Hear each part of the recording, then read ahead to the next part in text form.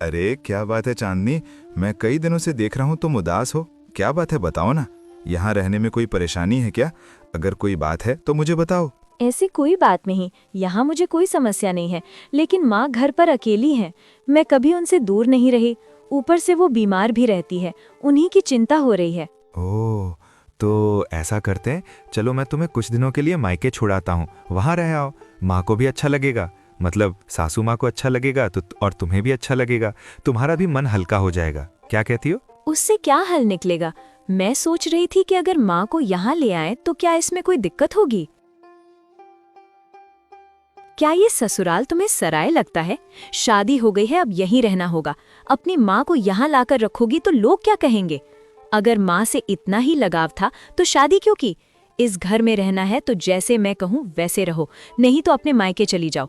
यहाँ तुम्हारे लिए जगह नहीं होगी। अगर ऐसा है तो मैं अपनी माँ के साथ ही रहूंगी। अगर आपका बेटा आपसे दूर रहता तो आप मेरा दर्द समझ पाती, मेरी माँ का दुख भी समझ पाती। मुझे किसी का दुख समझने की जरूरत नहीं। जैसा कहा है वैसा करो, नहीं तो चली जाओ। अरे लेकिन माँ। मैंने जो कह दिया सो कह दिया। अब मैं एक शब्द भी नहीं सुनूंगी।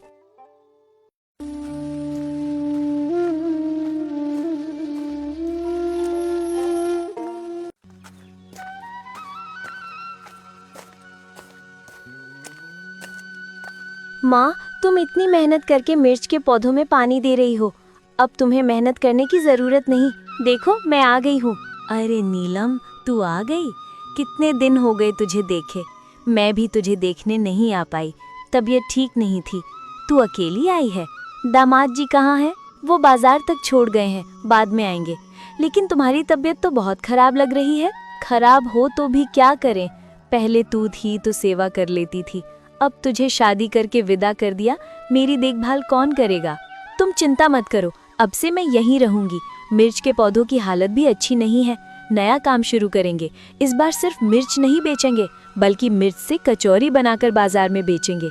ये तो क्या कह रही है? यहीं रहेगी? तेरी सास नाराज नहीं होगी?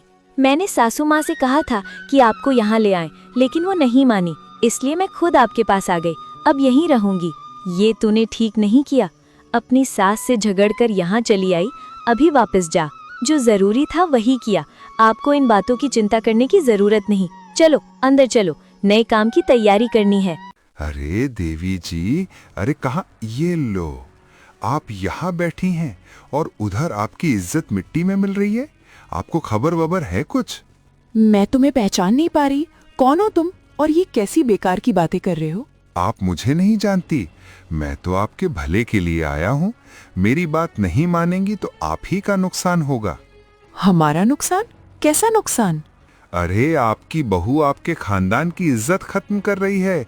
अपने गांव के हाट में कचौरी बेच रही हैं। लोग तरह तरह की बातें बना रहे हैं।